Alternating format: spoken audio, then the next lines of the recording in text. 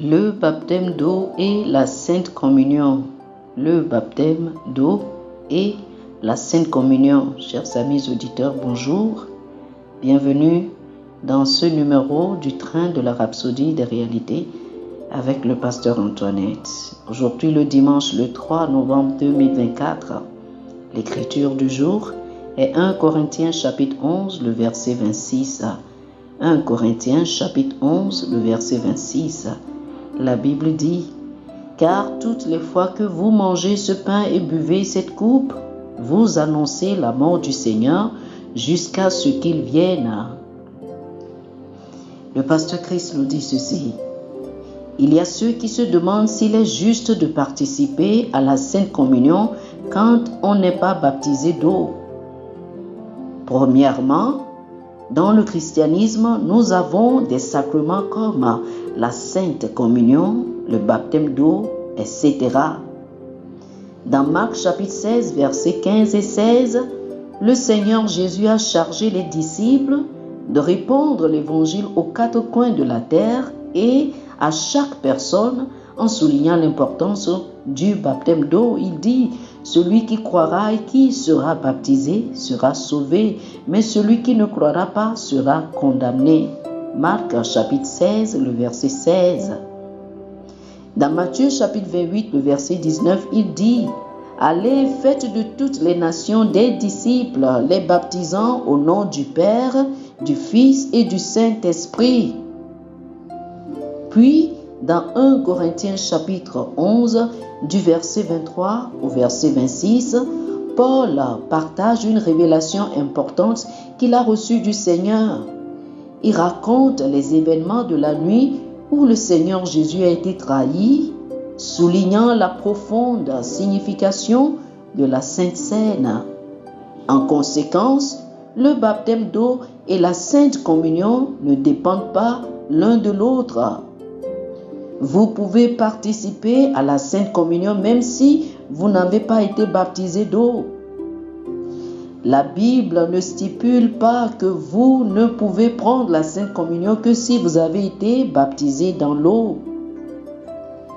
Dans de nombreuses églises, la communion est souvent réservée aux membres baptisés. Il n'y a rien de mal à cette pratique.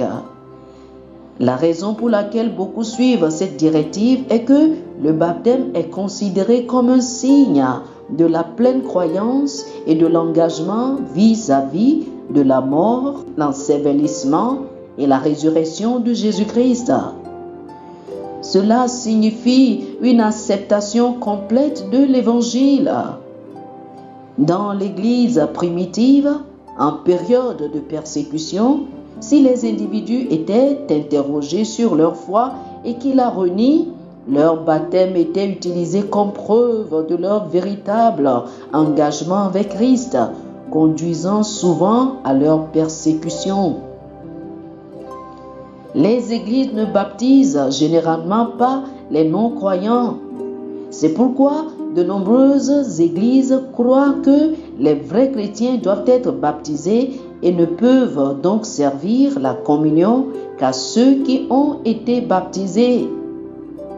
Cette pratique est louable et correspond au désir de l'Église d'honorer l'importance du baptême dans la foi chrétienne. Oh, alléluia! Chers frères et sœurs, je vous invite à faire cette confession avec moi.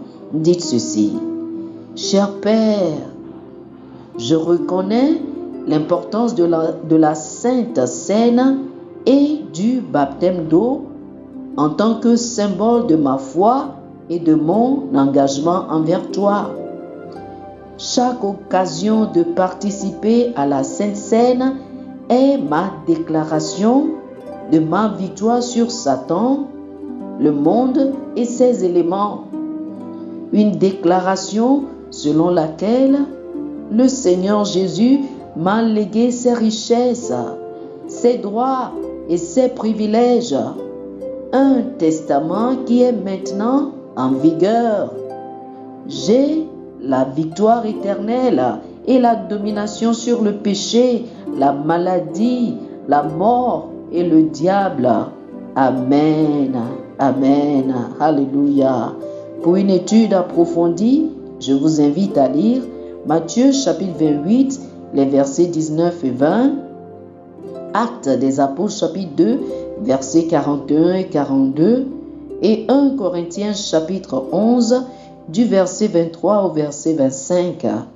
Matthieu chapitre 28, versets 19 et 20, Actes chapitre 2, versets 41 et 42, et 1 Corinthiens chapitre 11, du verset 23 au verset 25. Que le Seigneur vous bénisse. Amen. Chers amis auditeurs, nous espérons que vous avez été bénis par ce dévotionnel. Nous vous invitons à faire de Jésus-Christ le Seigneur de votre vie. Si vous voulez recevoir le Seigneur Jésus comme le Seigneur et le Maître de votre vie, faites cette prière avec moi. Dites ceci après moi, s'il vous plaît. Ô Seigneur Dieu, je crois de tout mon cœur en Jésus-Christ, Fils du Dieu vivant. Je crois qu'il est mort pour moi et Dieu l'a ressuscité des morts. Je crois qu'il est vivant aujourd'hui. Je confesse de ma bouche que Jésus-Christ est le Seigneur de ma vie à partir d'aujourd'hui. Par lui et en son nom, j'ai la vie éternelle. Je suis né de nouveau. Merci Seigneur d'avoir sauvé mon âme. Je suis désormais un enfant de Dieu. Alléluia. Félicitations, vous êtes désormais un enfant de Dieu. Pour recevoir plus d'informations sur comment vous pouvez grandir en tant que chrétien et pour avoir une copie physique et une copie électronique de la Rhapsodie des réalités, appelez-nous sur le plus 228 91 74 69 79 plus 228 91 74 69 79. Que le Seigneur vous bénisse abondamment. Amen.